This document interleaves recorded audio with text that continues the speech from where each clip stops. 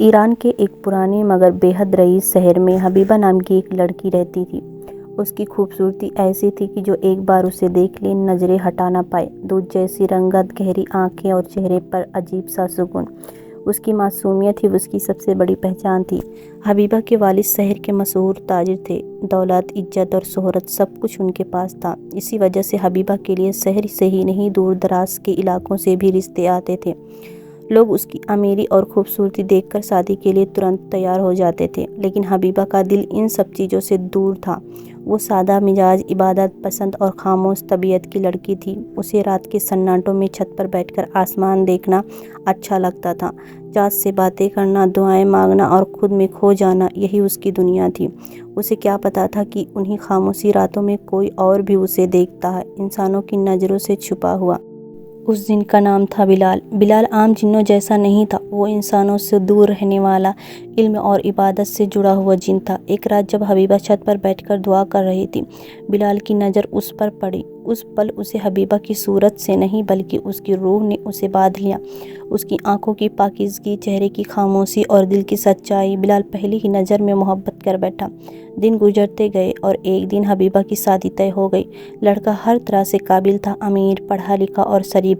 گھر میں خوشیوں کی تیاری شروع ہو گئی، لیکن بلال کا دل بے چین رہنے لگا۔ وہ جانتا تھا کہ انسان اور جن کی محبت مکمل نہیں ہو سکتی، پھر بھی وہ اپنے دل کو سمجھا نہیں سکا۔ شادی سے ایک دن پہلے اچانک حبیبہ کی طبیعت بگڑنے لگی۔ تیز بخار، بدن میں درد اور عجیب سی کمزوری۔ حکیم آئے، ڈاکٹر بلائے گئے، مگر بیماری کی کوئی وجہ سمجھ نہیں آئی۔ حبیبہ کی آنکھیں کھلی رہتی، لیکن وہ جیسے کسی اور ہی دنیا میں کھوئی رہتی۔ اسی رات بلال پہلی بار اس کے قریب آیا۔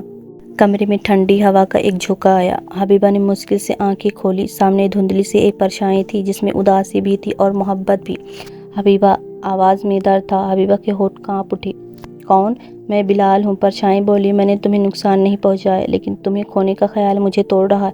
حبیبہ کی آنکھوں میں آنسو بہنے لگے۔ اسے ڈر لگنا چاہیے تھا، لیکن عجیب سا سکون محسوس ہو رہا تھا۔ اگر تم مجھے چاہتے ہو تو مجھے بیمار کیوں کیا؟ بلال کی آواز بھر آئی۔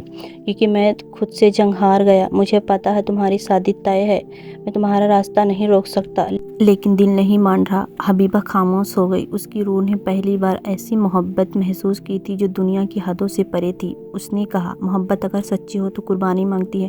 میں انسان ہوں، میری دنیا الگ ہے، تمہاری محبت مجھے توڑ دے گی۔ اگر جن کی آنکھوں میں آنسو ہوتے تو اس رات بلال رو پڑا ہوتا۔ میں تمہاری خوشی چاہتا ہوں، اس نے کہا، چاہے وہ میرے بنا ہی کیوں نہ ہو۔ صبح ہوتے ہوتے حبیبہ کا بخار اتر گیا۔ وہ پوری طرح ہوش میں تھی۔ گھر والے حیران تھے، لیکن خوش بھی تھے۔ کسی کو نہیں پتا تھا کہ اس رات کیا ہوا تھا۔ شادی والے دن جب حبیبہ دلہن بن کر آئینے کے سامنے کھڑی تھی، اس کی آنکھیں بھر آئی۔ اسے لگا جیسے کسی نے بہت دور سے کہا ہو، خوش رہنا حبیبہ۔ اس دن کے بعد بلال کبھی واپس نہیں آیا، لیکن کہتے ہیں آج بھی ایران کی ان چھتوں پر جہاں خاموش راتوں میں دعائیں مانگی جاتی ہے، ایک پاک محبت کی خوشبو محسوس ہوتی ہے، جو حبیبہ اور بلال کی ادھوری محبت مگر سچی محبت کی کہانی کی گواہی دیتی ہے۔